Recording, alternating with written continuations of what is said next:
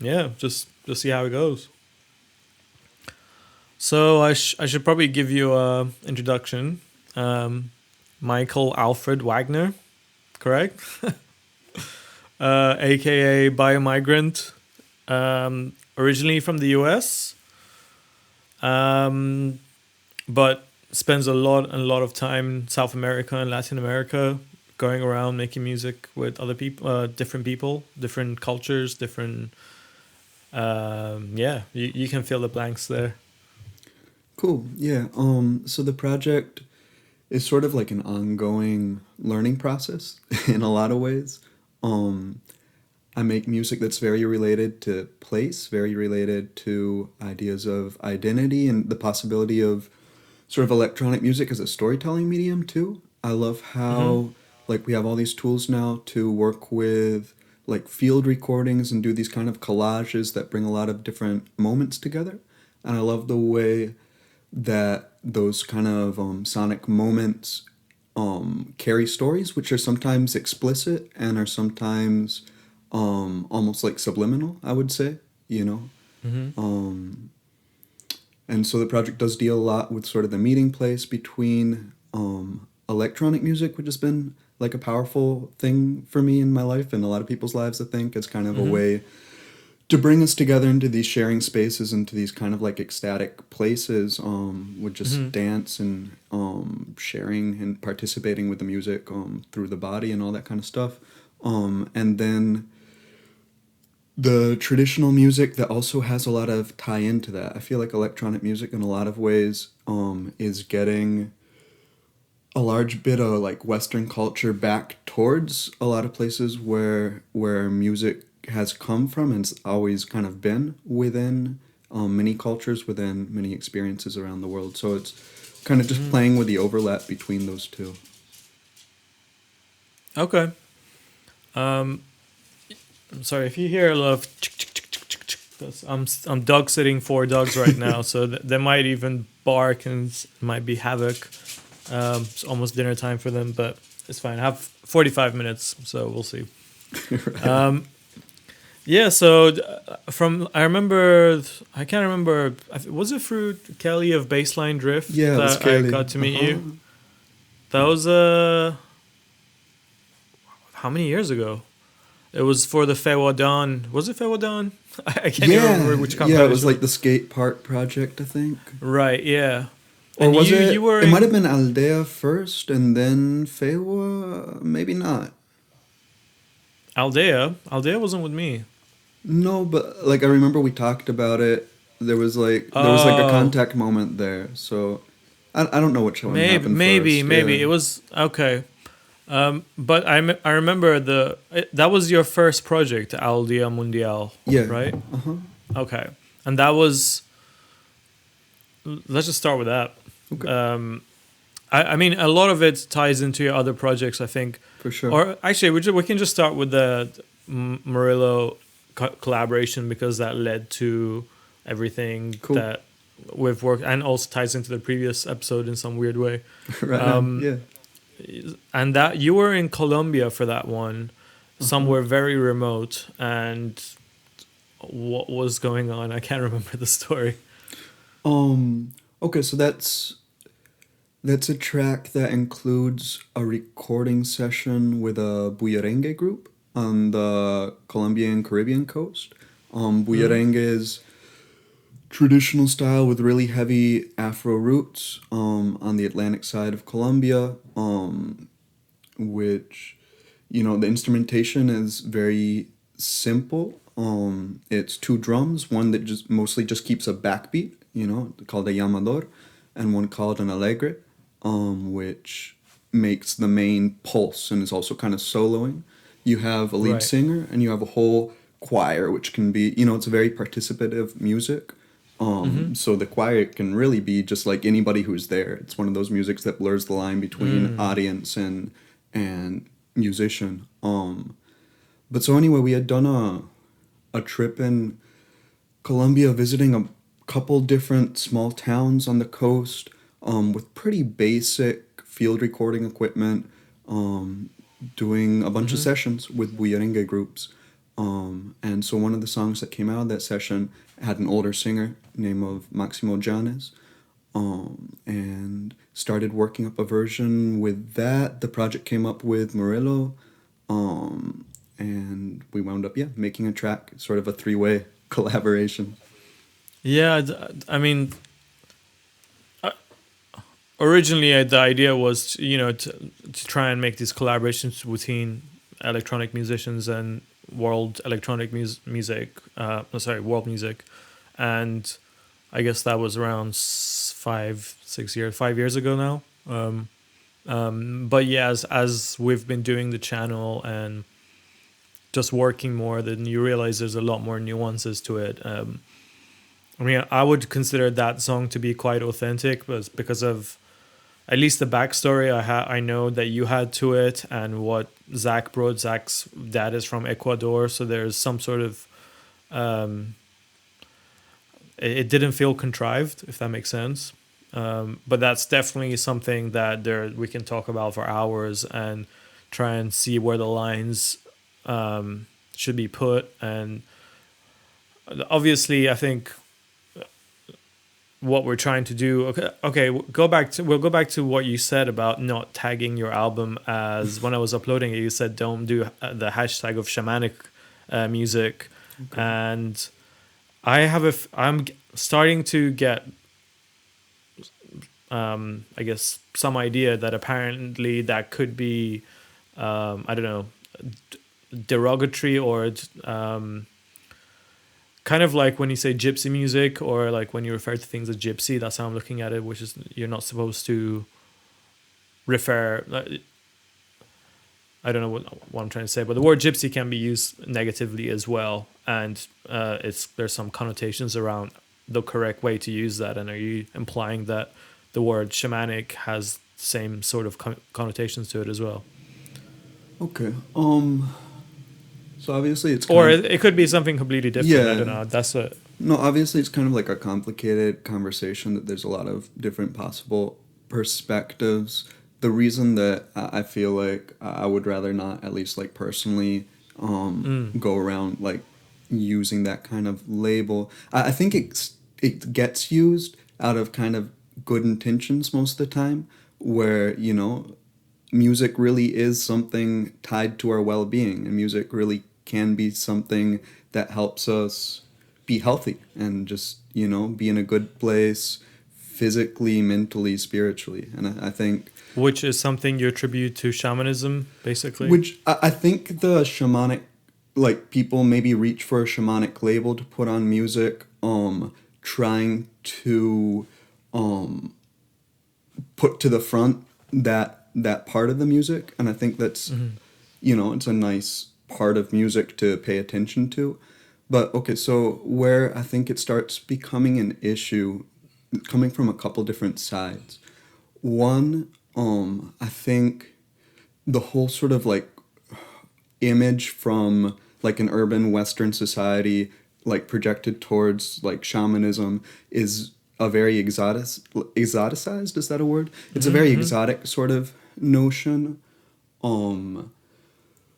And I think that takes it out of spaces where it can be a very functional, like, basic role of society. I think in a lot of indigenous cultures, probably a better way to bring that concept just like into English and to be thinking about it is just like traditional medicine, which includes, mental and spiritual well-being. I'm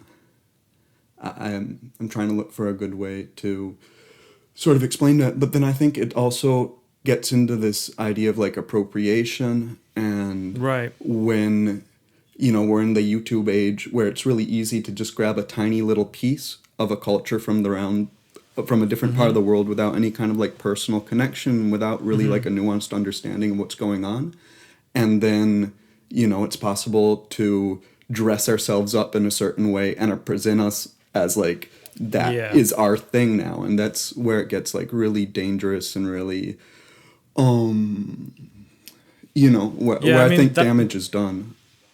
Yeah, that's something I've noticed. I mean, that's something I always held in high regards about your music, is that you almost always can track the sounds that you're using, whether it's a regional instrumentation or voice of someone or a sample, even a bird sound. All this stuff, you try to use the right sound in the right song, um, and you can almost track every sound that you use in that project to the appropriate source. Not appropriate in the sense of appropriation. uh, it's weird how that works. I think we don't use the word appropriation correctly. Yeah. No, and I think there's this weird thing that happens too where suddenly, okay, like I guess I'm doing it too because I'm trying to avoid a specific word.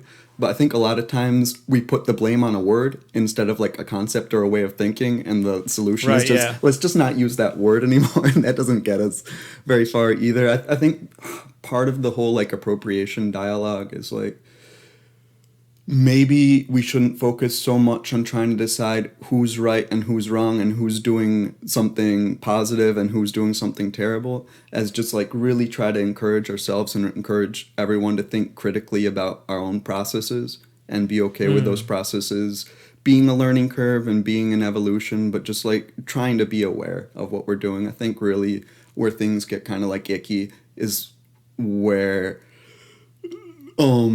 people just aren't aware and aren't trying to be aware of what they're doing or who else they're impacting or sort of like taking cultural material from.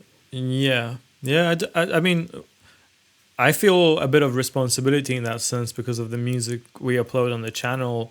At the back of my mind, I have to make some sort of decision on whether I think something's authentic or not, but then I'm also not authentic to that culture, or just because I'm from Iran doesn't make me an, maybe on some level to Middle Eastern music, I can make that judgment call, or Asia or places I've been, but I can't make that judgment call everywhere in the world. Right. And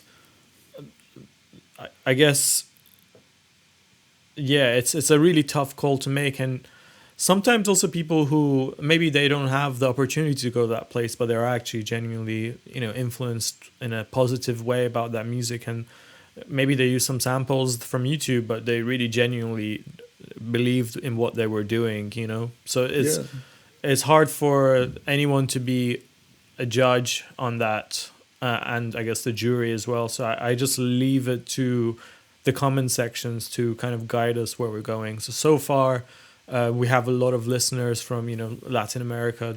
People don't tend to have an issue with any of the stuff. I mean, when the videos get a little bit bigger, for example, we have one video with it was a Closey song, and there's a dance group dancing to it, and suddenly it just went into the algorithm, and it's got about 500,000 views now. And when you see that happen, where the song is being served to people who might not have, got onto it organically, that's when the content gets kind of tested in these, and you see some people saying, right, you're not from that culture, why are you dancing, like you're not Middle Eastern. And then it's strange. But to segue from that, from your album, tell me where you went for, let's say, for your, like, in brief, you can tell me all your previous albums, where you've gone to record with local people and influences, and where you think you managed to do that the best, like get the authenticity out of it, and where it didn't go as well, and all through that, I guess, spectrum. Going through albums, like part by part, or just up to you, general? like whichever you was your favorites and least favorites, and just learning to share the the wisdom. I guess I'd take it like a slightly different way. I mean, in the Biomigrant albums, I mean, there's definitely very specific relations, but that doesn't always mean that I went to a place thinking, okay, I'm going to record and make an album, It's like the experiences tend to happen first, and then like whatever starts coming out of those experiences starts creating a logic, and an album comes from it. So it's almost like a diary of what is happening, rather than you trying to make the diary fit your life A or little, yeah. make your life. Yeah. I think it goes a little more that way, especially when it's really kind of when things are clicking. Well, I think that's the direction I like it to be. But in terms of like collaborations that have just felt really positive, I think my favorite in a way up till now has been not actually like a Biomigrant album, but an album that I got to produce for a group from Tumaco in the Colombian Pacific coast. So the group's called Plucumpla. Okay. Yeah. And see if I can just like briefly kind of like, okay, so when I went to Colombia, which was maybe we'll touch on it later, but it was a bicycle trip. So I went from Guatemala across Central America to Colombia. The reason I did that trip is I had heard an Uproot Andy remix track of a traditional group from the Pacific, which is Grupo Socavón, Homenaje a Justino, which was like a track that really blew up. But it was like the first time I was really hearing the marimba de chonta, which is, a marimba very specific to that region, and had been aware of what I was listening to, which is another conversation for later. Sometimes like really beautiful things come out when a piece of music kind of like crosses cultures. Uproot Andy did a sort of more four on the floor, really dope, like dance floor friendly remix of it. Uproot Andy loves his remixes. Yeah, and we love his remixes. But so that track got a lot of places where maybe the traditional song wouldn't have. And something about the sound of that made me think, okay, I need to get to Colombia. And then when I actually got to Colombia, I wound up in a different corner of the world in a different corner of Colombia, of the country, with different styles of music until, I guess, 2017. I'd been doing a project in the South with an indigenous community, sort of like a workshop and recording project. And at that point, it was the farthest south that I'd been in the country. So when that finished up, I took the opportunity to go over to the coast, to go to Tumaco, and to see who I could connect with, see where I could wind up, just to learn more about Curulao, which is one of the major rhythms with marimba de chonta. And just through a couple contacts, I sort of was advised to check out this cultural center called Fundación Tumac, which has a really crazy story.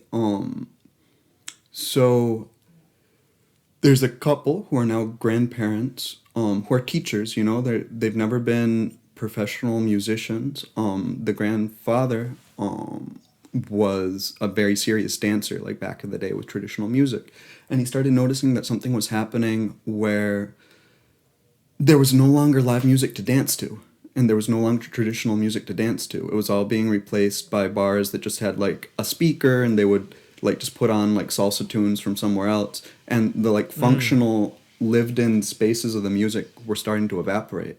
So he looked at that and he realized this was like really kind of sad and like losing something pretty important. And so without being a musician or a instrument maker, he learned how to make a very simple marimba. And as soon as he had figured it out, he started teaching other people, kind of like replicating that. And this whole thing grew into something that's now, like I guess a 3-4-story foundation building, where they have a bunch of musicians and luthiers, young guys and gals, like living there with them. They have a pretty dope instrument making shop. They have a top floor, which is like sort of a dance workshop. They take everybody from the community in, they don't charge anything, and it's become this kind of like incubation tank for a lot of cultural projects, for a lot of bands. So I'm kind of getting away from me, and long story, but No, it's fine. so I wound up kind of just knocking on the door, like cold knocking, in town, and within a week they had invited me to stay with them. I wound up staying 2 months, and over the course of those 2 months, we started recording with this project Plucumpla, which is super interesting. It's led by one of the founders' son, who plays bass and writes for the group. And so it's a bunch of musicians who have grown up within kind of the Curulao and the Pacific traditional music space.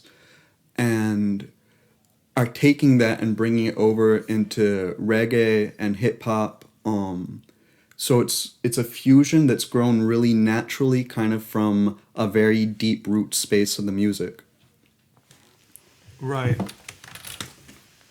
So anyway, that that wound up expanding, and we got to go to a different city and work in like a more professional studio and make an album. There's a remix vinyl out now, which actually has some stuff from El Bujo, has some stuff from Freakstylers, from Rodrigo Gallardo. But it just, the whole thing felt like has felt like a really genuine relationship and exchange, and just being able to kind of like be between worlds, and in some senses like facilitate the process of one world continuing to meet and enjoy and overlap with the other. And that's really, I think, the most positive these kind of experiences can be in a lot of ways. Yeah, I remember listening to that project. There was some really nice reggae influenced and infused, turned into influenced. Yeah, that was a really nice project. And I guess we can also talk a little bit about your new project, because well, obviously we just uploaded it this week. And actually, before we do that, I remember for one of your projects, okay, top tip of your fingers, how many places have you gone to record music in the past few years since you started this project? I want to see how migrant this Biomigrant has been. Okay, like recording sessions that later turned into like published material.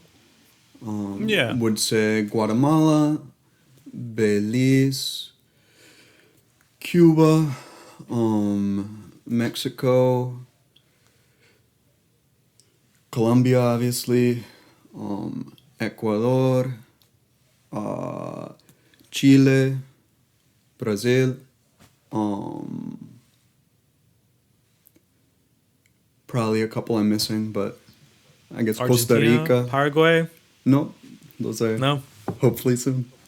That, I mean, do you find the attitudes towards someone from abroad coming to work with artists to be different in those areas, and are people generally quite willing to, accept you and work with you, or some places are more closed than others? Or I mean, I think it really depends on the people and the situation and how we're getting to know each other. I think one of the best things about the bike trip, like the bicycle trip, was just it made it so easy to start connecting people to people on just like a very genuine, like human to human level. Like I've never gotten so many real smiles so quickly as just like riding in all dusty to like a town on a bicycle with my stuff on the back of the bike. It just like takes a lot of the bullshit like out from the middle of it. Yeah. I guess the flip side, kind of like the ironic thing that I've noticed in a lot of cases, if I'm like meeting somebody for the first time, I guess I'd say in general, kind of throughout Latin America, it's like the type of people who kind of like will smile at me when like I'm introducing myself, and the first thing that they know is that I'm a gringo, like I'm from the US, are generally not the type of people who I'm going to wind up having like a good long-term relationship with. I mean, obviously, yeah, like the US has a really complicated history in Latin America. I mean, it's fucked a lot of people over. It's created a lot of structures that are still a large source of major social economic issues. So a lot of times being from the US can create a little bit of tension, but at the same level, I mean, it's just about getting to like a human level with people. I remember like a really dramatic moment when I went to Cuba for the first time. Obviously, like some of those tensions are probably stronger in Cuba than maybe in some other places. It's more recent, I suppose. Yeah, I mean, some it's of them. Yeah. And I remember I had a really tough first month just in terms of trying to find real connections with people, you know? Um, I have this friend who's an amazing person. He's an older journalist, older music journalist who's blind. I remember him like incredible. He was like taking me through the streets and like pulling me out of the way of cars and shit. Like just really Don't die. next level. But he took me to this Peña de Trovas, so it's kind of like a songwriter circle in Havana, which is like a pretty storied place. It's in front of the studio where Buena Vista recorded a lot of their stuff, and just like it gets some really talented musicians, and it's mostly the musicians coming to like listen and support and swap songs with each other.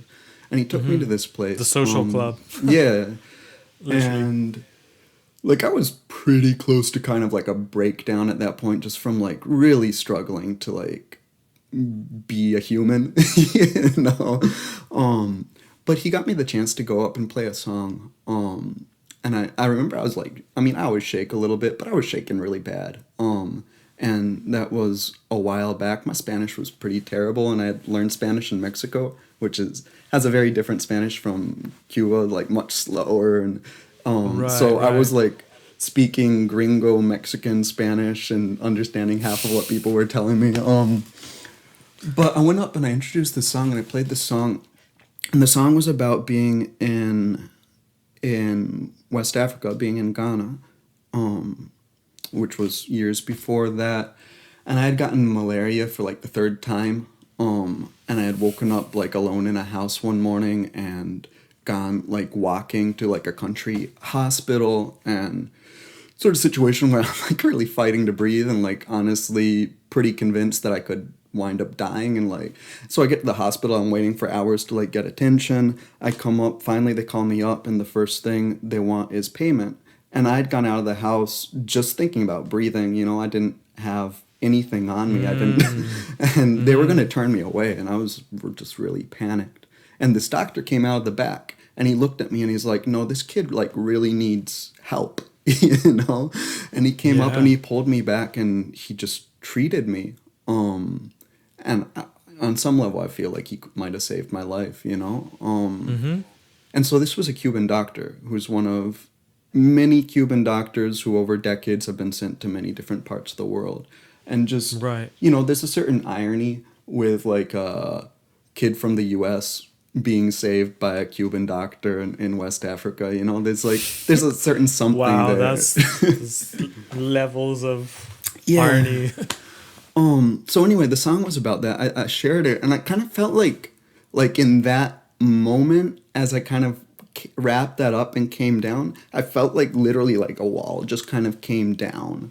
Like we had found kind of just like a common point to kind of get to the humanity beyond like the political and social bullshit, which I mean, there's very real things there, but it's bullshit. And my experience in Cuba just changed drastically from that moment. So you know, there's so things you would like say that. that was that one of your first music trips that you did, as The very first trip that I associate with this project was to Belize. So I was doing, I was in, I guess between California and Mexico, and doing stuff that I would put more in just like a bass music category, like a weird field recording bass music category, but I remember. Yeah, but not as tied to like this idea of place and culture and identity. And so I was headed down to Guatemala to play in a festival. And after that festival, like Guatemala is obviously right next to Belize, right? So a year or two before that, I had been in like a little mushroom town in Mexico, and I met this traveler girl who had come up from Belize, and she had told me about being in just this small town, which was really separated from sort of like a city consumer vibe, you know? She talked about there was only one store in the town, and it only had like a few cans of whatever, and those cans had like half an inch of dust on top because nobody was buying anything. And there was, fishing and harvesting and agriculture, and just like on a very different rhythm and a much more self-sustainable kind of rhythm. And then there's also this special music from the Garifuna communities, which is incredible. I mean, if anybody wants to really dive into it, there's a label called Stone Tree Records, which has some beautiful, beautiful albums. And this is music that's native to Belize? Yeah, so this is Garifuna music. So I'll get into that in a second. I had this like in the back of my head, and I realized I was really close in Guatemala, and I was going to go over and check it out. And one of those times when like some shit goes down that turns into something really positive later in a weird way. Like, I had left a backpack out in like a hostel or something in a stupid place. One of my last nights in Atitlan in Guatemala, and somebody just grabbed my wallet from the backpack. So, I mean, that there went pretty much everything I had with me, like, money-wise. But they didn't grab my guitar, they didn't grab any of my DJ gear, which, I had just like a Shure microphone and an interface for the live performance, which works just fine for like really simple recording gear. So I had that. Were you doing the live looping stuff back then as well? I was doing a little bit of that, yeah. I mean, like the live instrument stuff has always been a part of kind of the electronic stuff that I've been doing. Okay. So anyway, we'll get to that later, yeah, but you can carry on. So it just made the trip much slower, I didn't have the money to just like grab a bus all the way. Like I'd get kind of from town to town, and I'd be playing in markets and just trying to get up like enough money to like for the next leg or to like get me to the next spot.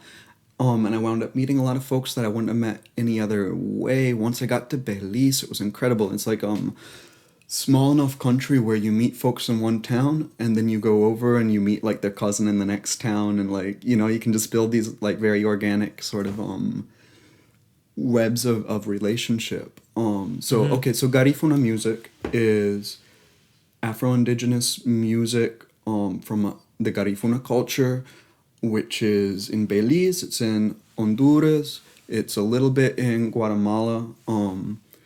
Couple different versions on where the culture comes from. The more straight up history book version is that a slave ship sank off the coast, and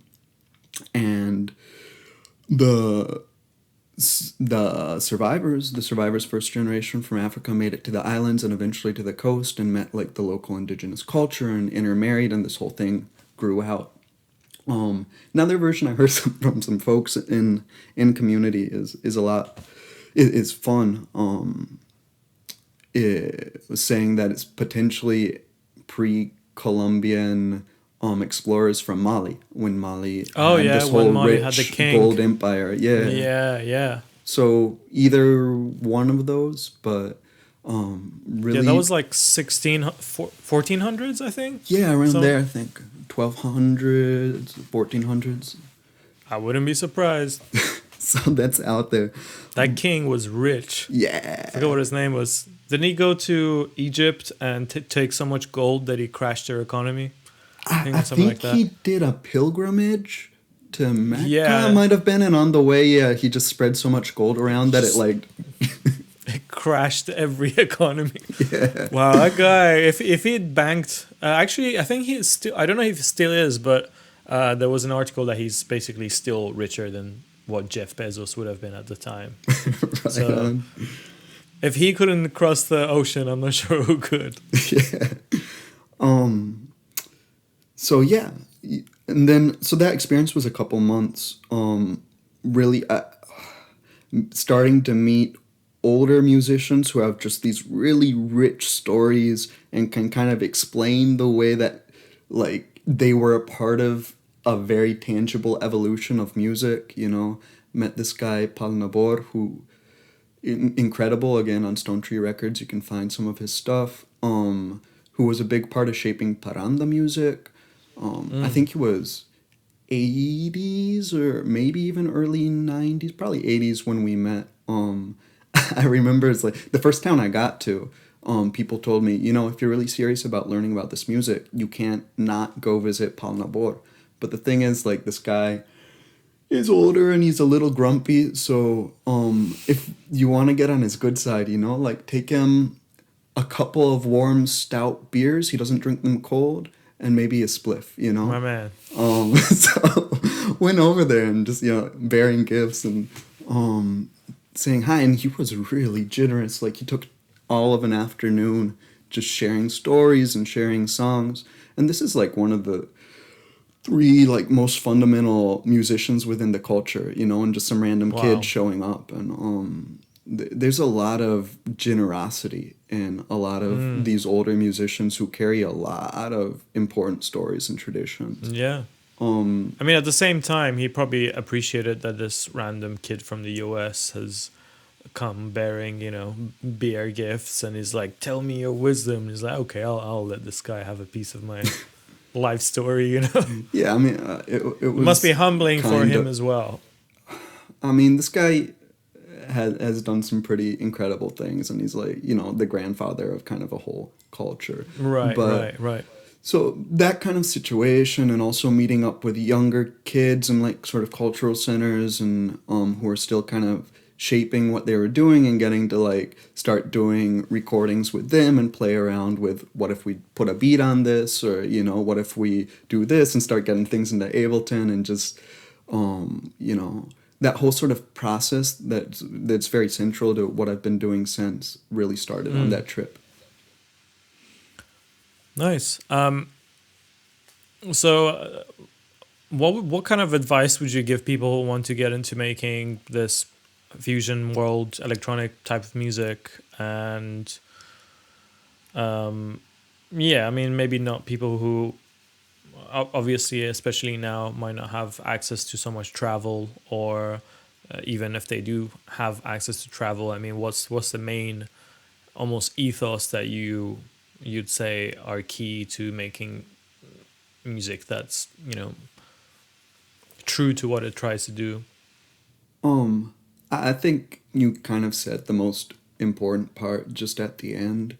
I think the really important thing is just that it's coming from things that like really, for whatever reason, connect with you and excite you. And music is a growing tree, you know, it like keeps going down. So it's like whatever calls out to you in that way, I think it's worth trying to learn more about it, and, you know, respectfully trying to like, so where does this come from? Like, what are the experiences? What are the events? What are the places that have kind of shaped this? And just, you know, it's like, if it really connects with you, there's a reason for that, and it's worth exploring. And just probably try to avoid, you know, whatever this year's big hit is, whether it's taking like music from the Andes and putting a beat on it, or whether it's taking music from Japan and like dubstep or whatever, you know, whatever it is, like, and there's really beautiful people doing everything you can think of, you know, but it's just like, be conscious of what your motivations are for doing it, like, rather than just trying to jump on a trend, like, just respond to what like really means something to you, I think. Do you consider yourself an ethnomusicologist?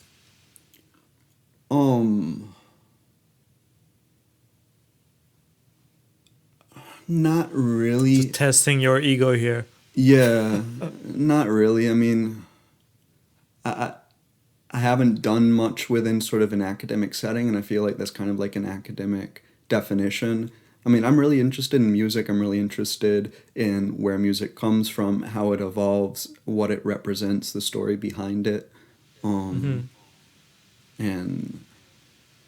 I think labels in general don't really help us. Yeah, I mean, would you say there's,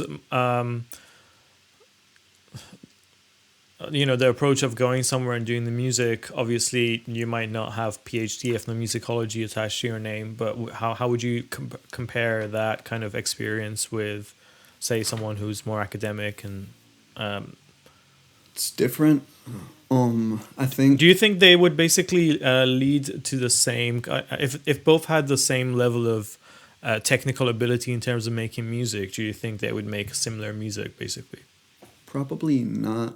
No, I feel like the only reason that I speak Spanish relatively well is that I've been living in Latin America, and it's been kind of like the day-to-day reality. If I'd spent the same amount of time like studying it in a school without it being part of my daily life, it would be different. I mean, I'm sure I'd speak much more correct Spanish and I'd have much better spelling and grammar, but like it wouldn't it would just be different, you know? And I think the same thing goes for the music. Like it's very different to study something as being separate from you, you know, and just experience it and then process those experiences.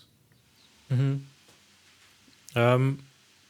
right. I want to ask you two more things because obviously I can ask you a million things, but I need to also consider having to edit this. And yeah, it's lots of shit to do in life, both of us. And I'm not sure how good the quality will be, so yeah. I don't want to spend like 3 hours going over everything and then the quality sucks. Hey, what do you want? You hungry? I know you're hungry. All right. First, can you like almost like quick fire style tell me what the new album's about and what some of the like standout moments are for you? And also maybe just, was it Cantos, Sueños, Sol y Sombra? Cantos, Sueños, Sol y Sombra.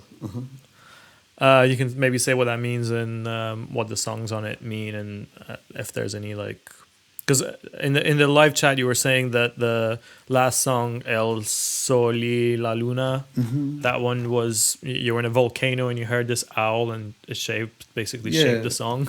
So maybe I can just tell like the basic context, the story of the album coming together, and we can do a quick like track by track or something like that. And yeah, you sure. can take whatever is useful. Yeah.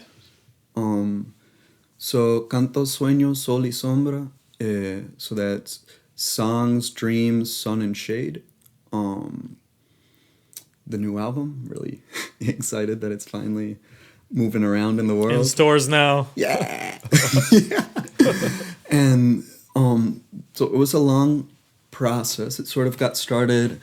I got invited to do a nice show in Chile, and that turned into sort of a month's worth of gigs. So I went to Chile for a month with return flight and everything. I was all proud of myself because I had gotten everything down to just like a little like schoolboy size backpack and like one little carrying case for the instruments. And so I got most of the way through that tour, did a last show in like a small town in the south of Chile, and we went up to the mountains to do a festival just with the homies, with like a small group of people over the weekend. We were out of reception. When I came back down, the borders were closed. 1 month in Chile turned into 8 months, turned into fall, winter, and spring. Wow. Which was an experience. There were a lot of really beautiful things about it. It was rough in some ways. A lot of that time I spent over winter. I hadn't gone through a winter in a long time, like a winter, you know. And I wound up in like this little cabin, beautiful area, sort of in a clearing of the woods, but the cabin didn't really have heating, and it had like a gap under the door that had to like shove things in. This is in the mountains of Chile, or? Yeah, this is sort of this is outside of Pucón. So winter, Chilean winter, or Chilean winter, yeah. Okay. It gets cold. Yeah. So I mean, a lot of people, I think, through pandemic got a lot of like introspection time and kind of solitary time. This was a very sort of exaggerated solitary time, and that's very reflected, I think, in the music. So I had just like the basic gear, the basic instruments with me. Somebody loaned me kind of beaten up guitar, and I wound up there were some like electricity issues where like the electricity would come on and off and pass current through the computer and shock me. Got my eye twitching, and so I it took a yeah. little while to like step away from the computer. And it meant that I was picking up the guitar daily for the first time in a long time. So most of this album was actually written in that cabin on an acoustic guitar, and then sort of later brought into the digital production world, which is different from how I've been working, and led to sort of a more introspective or interior sort of content to it. And then on the flip side, once the sketch was done, like, and once the borders opened up, I wound up in Mexico at an artist residency in Baja California, in a really beautiful studio space, a spot called El Ganso, where they're just, I mean, it was the most beautiful space that I've really had access to work and produce and mix. And with nice analog gear, with great monitors, with just everything you'd kind of want to be able to like record good quality music, and also with more musicians around me, with more homies around me, in a very different kind of situation, from kind of solitary and cold to like warm desert coast, and like, you know, so that led to a couple different things. One, I feel like there's a lot more sort of colors and just general sort of production quality that came into the album through that time. Definitely. And there's also, for me, the album really has this sense of duality, which is reflected also in the art. The art is literally like 3 territories. So you have like the pink, I mean, on the channel, obviously, there's the art. The pink side is representing Baja, and it has that sort of like warmer feeling. The left side, the blue-green side, that's Chile, like this volcanic lake territory, which is super beautiful too. And the sort of point of encounter, the embrace, is through Colombia, which is, I mean, sort of just a fundamental part of the process musically. But so, yeah, there's that sense of dealing with dualities, of accepting sadness and depression and just shit, and, you know, and working through that with the music. I mean, something that goes back to Aldea for me, and like learning about bullerengue music, is just, you know, just really appreciating the capacity of music to take the bullshit and turn it into like positive movement and positive energy and dance. So I think that's a lot of the intention with what's happening in the album. Okay. Do you have any other interesting stories like the owl one? Because actually that song might be my favorite. I don't know why, but actually the vocals of Vanela Brun, is that correct? And Crispev Cortez, the both of them, their vocals are incredible. Yeah, they really are. I know Kurura is like a rendition of an old song, folk song. So, but yeah. Yeah, we can, I guess, just do quick track, and you can cut if you want. Does that work? Or you tell me. Maybe just tell me the highlights. Like, say, maybe what was. Like, I like the owl story. You know, if there's any like little fun stories. Do we want to talk about that, or other similar things? Maybe one of the similar things. Okay. If there isn't any, that's also cool. Yeah. I think. All right. How about this? Maybe like one thing I noticed with the album is the songwriting is a lot more cohesive, and almost like all the ornamental stuff that come with, you know, the studio capacity you had later on. That adds to a very strong core to the songs. So it doesn't feel like, hey, let's make some music that sounds like nature or whatever.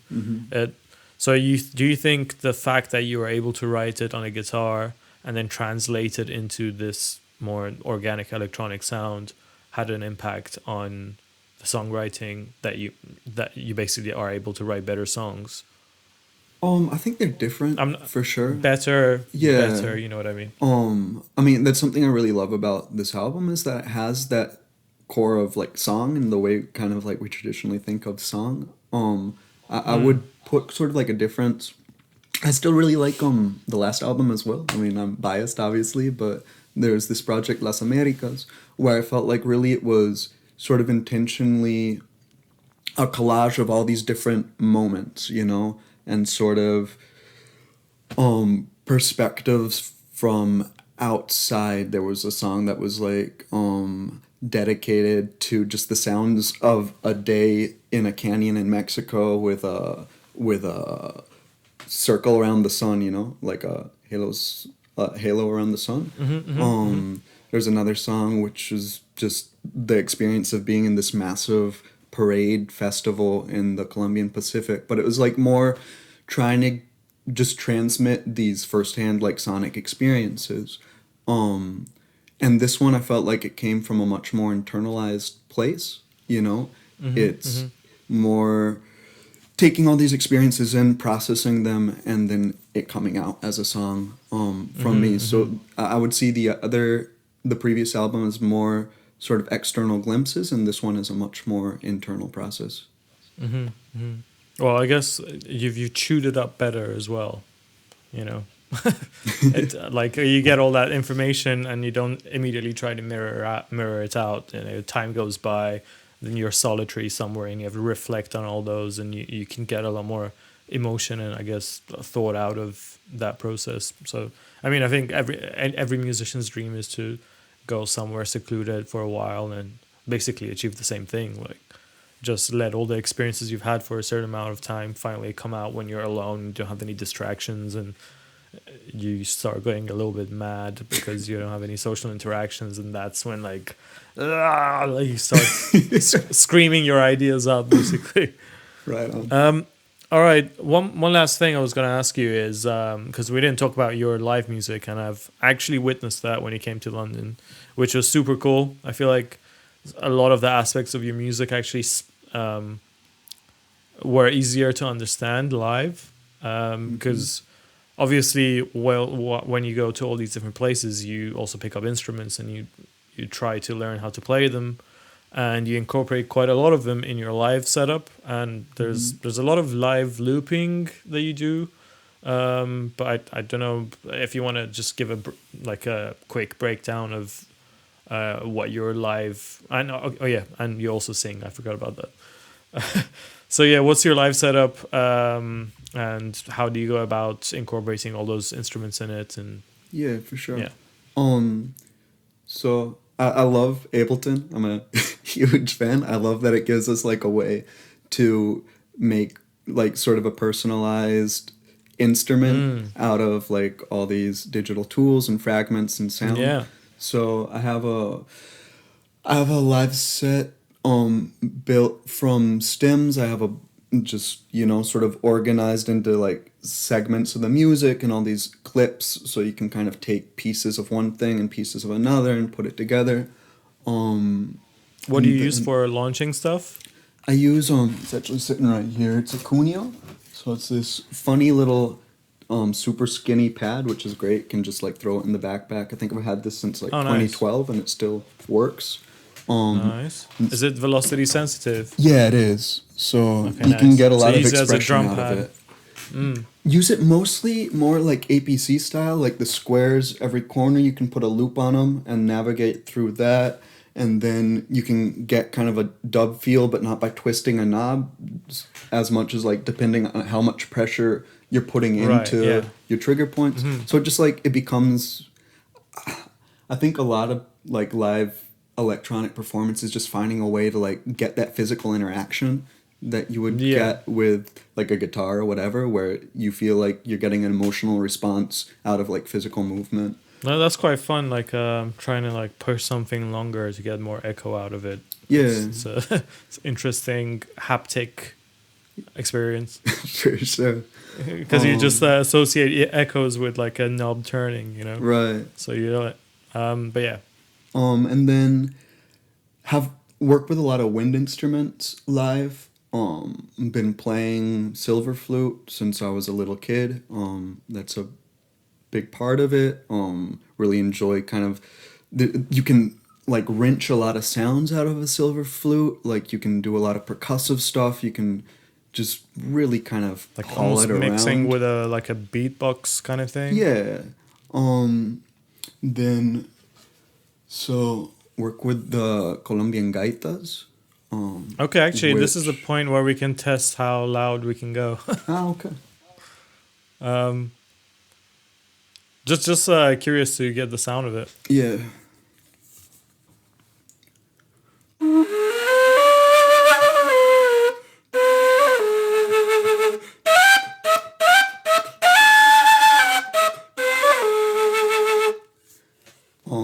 Sweet. So it's an instrument We with a lot definitely of peaked a little bit there.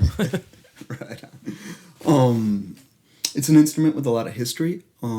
It's where cumbia comes from. Okay. Anyway, that's a longer story that could go in a different place. But so those are there. I have like a little pocket trumpet that I use. Obviously singing, vocals, and then also through Ableton I have kind of like a whole looper rack set up just to be able to grab pieces and manipulate what's going in. So yeah. Nice. Hang on, let me.